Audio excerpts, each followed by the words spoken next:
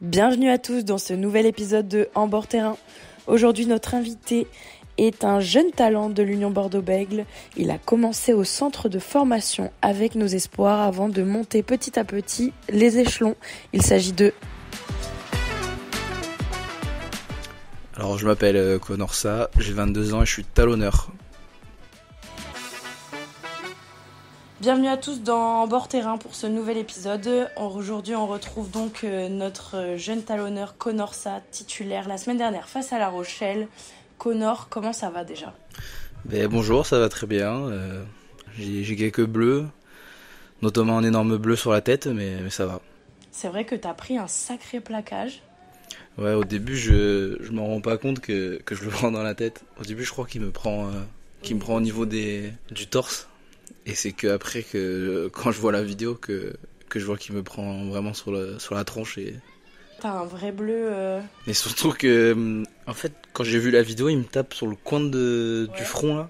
Et genre, 20 minutes plus tard, c'est là où je mets, avec le même endroit de ma tête, je mets le coup dans la gueule de Guido. Et du coup, là, j'ai un énorme bleu sur le coin de la tête, là. Et le casque, la prochaine fois. Non, si je mets le casque, je deviens Qu'est-ce que bête. ça change, ça, d'ailleurs, le casque ? J'ai joué avec un peu quand j'étais plus jeune, mais ça te rend débile. Moi, ça me rendait bête. Ouais, parce que tu fonçais dans tout. Ouais, t'avais l'impression d'être Superman, quoi.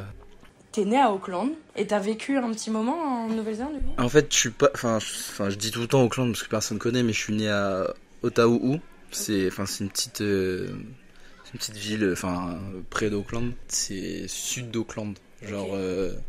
Vers Papakura, tout ça là. Mais non, j'ai vécu, je suis né là-bas. Mon père après, il est parti jouer en Espagne. Okay. Et du coup, on a bougé direct avec ma mère quand j'avais 1 an. Du coup, j'étais en Espagne pendant 1 an ou 2.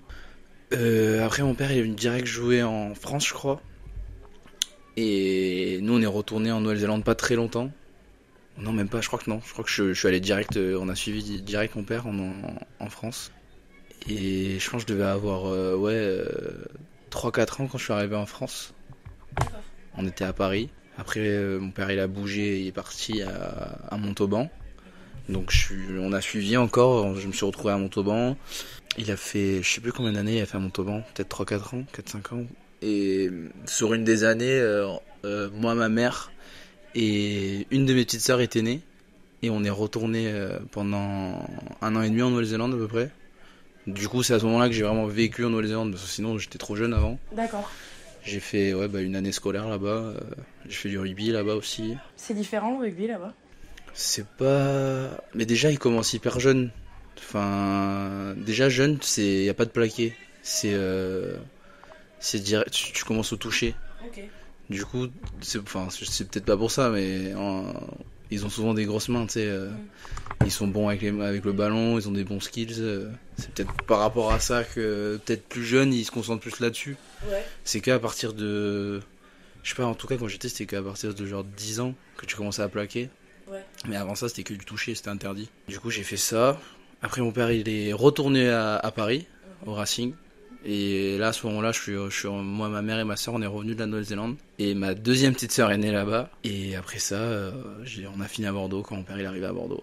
Et là, maintenant, ils habitent en Nouvelle-Zélande ? Ouais, maintenant, ils sont là-bas. Ok. Et tes soeurs aussi ? Ouais, sœurs aussi. Donc t'es le seul à être resté en France ? Ouais, je suis le seul. Et des fois, c'est un peu compliqué d'être éloigné de ta famille ? Ouais, en vrai, oui, c'est dur. Parce que surtout que quand ils sont partis, j'étais encore un gamin, quoi. J'avais 17-18 piges, mais bon, c'était un peu compliqué de se retrouver à l'autre bout du monde, ta famille, quoi. Des fois, j'y repense, des fois c'est un peu... tu sais, ça te pèse un peu sur le cœur, t'as envie de voir ta famille et tout. Surtout que quand ils sont partis, j'étais pas retourné depuis... je suis retourné quand, là ? Je suis retourné en 2023. Ouais, ça faisait 4 ans que je les avais pas vus. Parce que chaque année quand ils sont partis, les 2-3 années après, j'avais des trucs équipe de France. Du coup, je pouvais pas y retourner, j'avais pas le temps. Et mes parents, ça faisait beaucoup trop cher pour eux pour payer mon père, ma mère, mes 2 sœurs, au lieu que ça soit moi qui rentre tout seul, quoi. Ouais.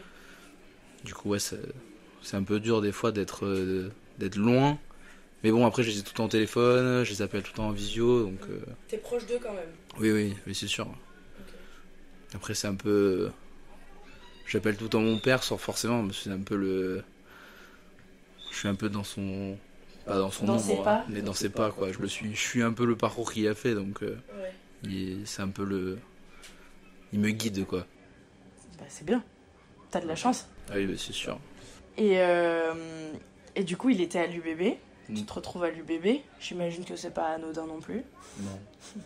Est-ce que c'était une volonté de ta part, genre quand t'as commencé le rugby et que de passer par l'un des clubs dans lequel ton père a joué?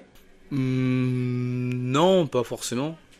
Mais c'est sûr que j'avais envie de faire... Enfin, c'est sûr que j'avais envie de faire pareil que lui, quoi. Ouais. J'ai jamais pu jouer avec lui. Enfin, j'ai joué avec lui. On avait fait un été, on était parti en Espagne. On avait fait des tournois de plaqué, là, sur le sable.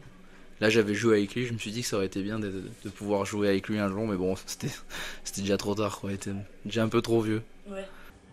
Est-ce que t'as l'impression que l'année dernière, cette année blanche, elle t'a un peu posé? J'ai vu aussi que, enfin tu l'as dit, ta copine, ça a beaucoup aidé. Ouais. Qu'est-ce que tu le ressens, toi? Ouais, parce que en fait déjà quand je me blesse, enfin, au moment où je me blesse, la première période de ma blessure, je l'ai vraiment mal vécue parce que enfin, déjà je suis un peu tout seul, il y a que ma copine qui est avec moi, je suis loin de ma famille. Franchement, là, je venais au club m'entraîner, mais bon, t'étais rarement avec les copains, t'étais pas vraiment sur le terrain. Du coup, je vivais un peu mes journées tout seul, donc mais c'est vrai que des fois je prenais plus trop soin de moi, quoi. Je me laissais tomber un peu, je me laissais mourir, quoi. Enfin, je me laissais pas mourir, mais Tu te laissais aller. ouais, voilà. Est-ce que je m'entraînais sérieusement quand j'étais blessé? Oui, mais enfin à l'extérieur, je faisais pas forcément attention à ce que je bouffais. Ouais. Enfin, je faisais un peu une dépression. Pas une vraie dépression, mais j'étais dépressif, quoi, tu vois. Ma copine, elle m'a un peu relevé la tête, parce que je pense qu'elle a un peu vécu la blessure avec moi. Quand je rentrais des entraînements, je faisais la gueule. Elle le vivait aussi pleinement que moi. Et c'est que quand je voyais le bout du tunnel que je me suis dit, ouais, il faut que je me remette à bosser, quoi. Et après, j'étais assez bien entouré quand même avec les mecs.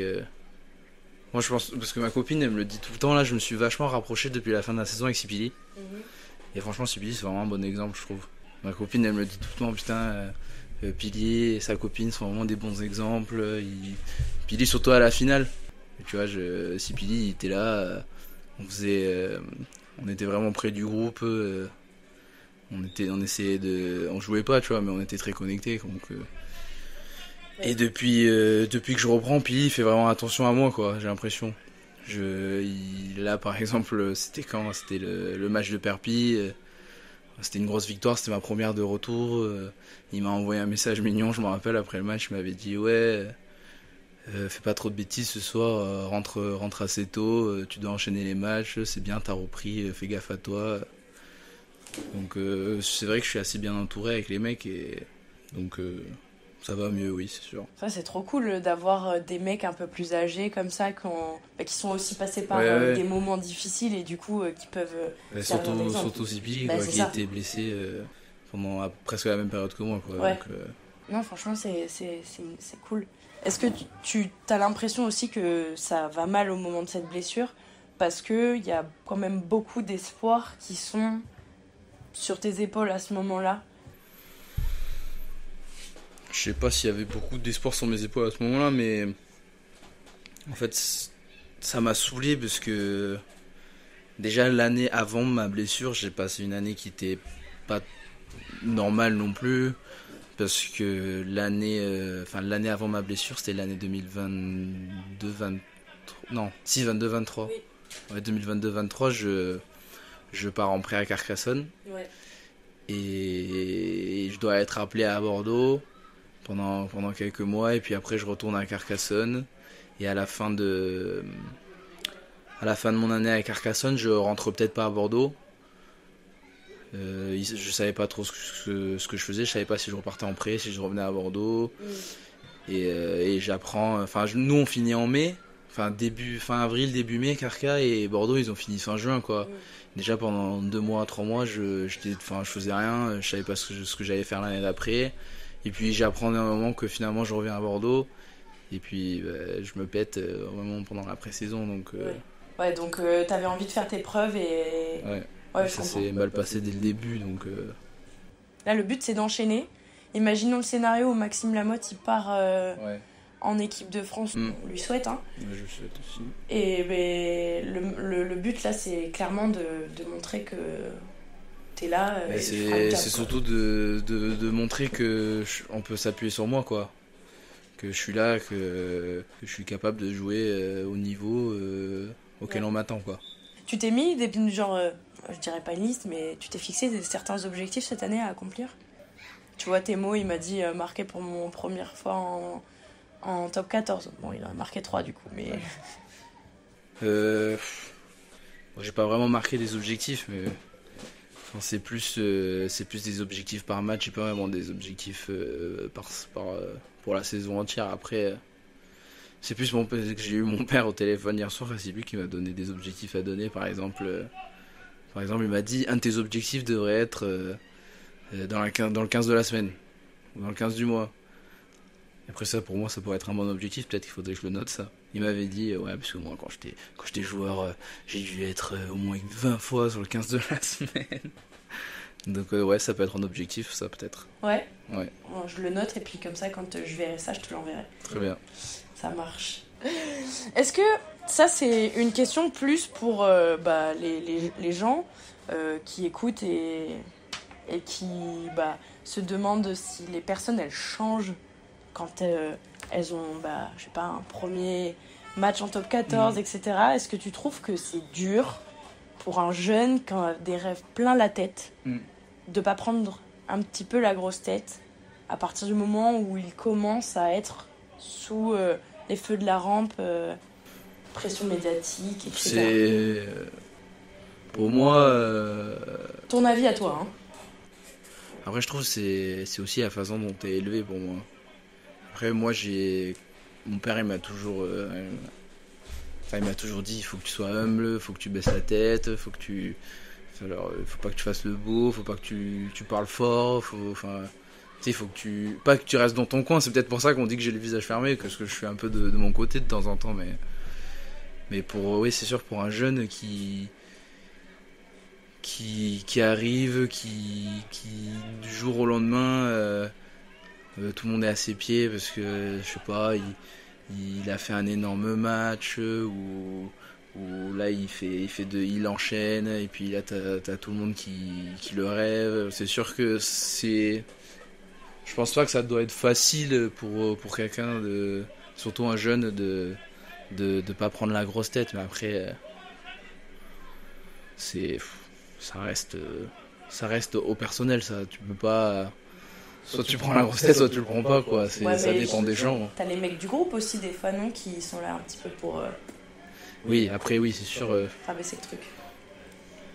Après, par exemple, dans cette équipe, on est très pissards. S'il y en a un qui prend la grosse tête, il va le savoir direct par quelqu'un d'autre qui prend la grosse tête, quoi. Donc c'est un peu compliqué de prendre le boulard ici. Tu trouves qu'on a un bon groupe, honnêtement? Toi qui as été en prêt dans un autre club. Ouais, en même temps, moi je trouve qu'on a un super bon groupe. Après, quand t'as les mecs qu'il y a dans cette équipe, je pense à la danse du coin déjà, c'est sûr. Tu vis bien. Après, on fait tout le temps des trucs d'équipe qui sont tout le temps organisés par les leaders de vie. Non, franchement, le groupe il vit bien. Hein. Il y a pas de, on est une bande de potes, quoi. Il y a pas question là-dessus. Et ça se ressent sur le terrain. Bah oui, exact. Non mais c'est vrai. Oui. Je trouve. De temps à autre, ça t'arrive aussi de faire les déplacements avec Ben Tameifuna. T'avais déjà fait, non? T'es pas allé voir... C'était quel match, La Rochelle l'année dernière, non? Mais non, j'avais joué. Mais non, t'avais joué. Non, l'année dernière, non. C'était l'année encore avant, où il était venu, il avait porté le drapeau et tout, là. Moi, celui où il vient te nous voir, ouais. Il y avait Nico et toi qui faisaient leur première ce jour-là. Là, il était venu, je me rappelle, il avait le bob et tout. Là, il était avec les supporters et il portait le gros drapeau et tout.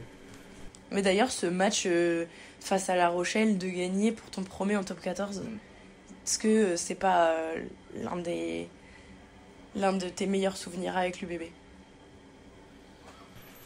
Franchement, ouais, si, je pense que c'est le meilleur souvenir avec l'UBB, ça. Là, tu vas à La Rochelle, tu gagnes.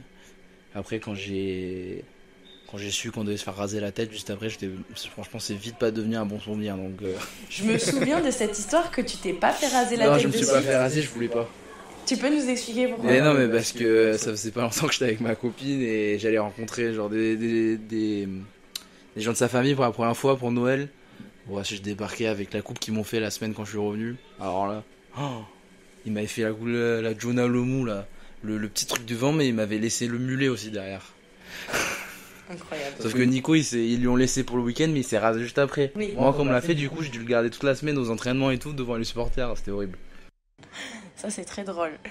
Bon, moi, ça m'a un peu fait rire, par contre. Oui, mais c'est passé, ça y est. T'as qu'une seule première fois de toute façon. Ouais, c'est sûr. Dernière question, après j'arrête de t'embêter. Chaban, pour Pau, sera encore à guichet fermé. Ouais. Donc, stade de 32 000 places. En vrai, en tant que joueur, ça fait quoi d'être dans un stade aussi gros qui est souvent rempli? En fait, moi, j'avais jamais joué à guichet fermé à Chaban. La première fois, c'était contre Perpignan. La première fois que j'avais joué à Chaban, c'était contre Gloucester en Champions Cup 2000. Ouais, avant l'année où j'étais en prêt, je suis revenu là. Oui. Et c'était pas guichet fermé. C'était déjà impressionnant. Mais là, franchement, quand t'es à guichet fermé, t'as les 32 000 spectateurs, c'est incroyable. T'as tout le monde qui. Ça te pousse, quoi. En plus, franchement, les supporters qu'on a, c'est les meilleurs de France, ouais. Y a pas de question là-dessus aussi. Sans prétention. Et oui. Merci beaucoup Connor pour cette interview super intéressante. Et puis nous, on se retrouve dans un petit moment puisque le prochain match de l'Union Bordeaux-Bègles à domicile, ce sera face à Montpellier le week-end du 30 novembre prochain. L'horaire et la date ne sont pas encore connus à ce jour, donc restez connectés sur nos réseaux sociaux et sur notre site pour avoir les informations rapidement. Merci à tous de nous avoir suivis.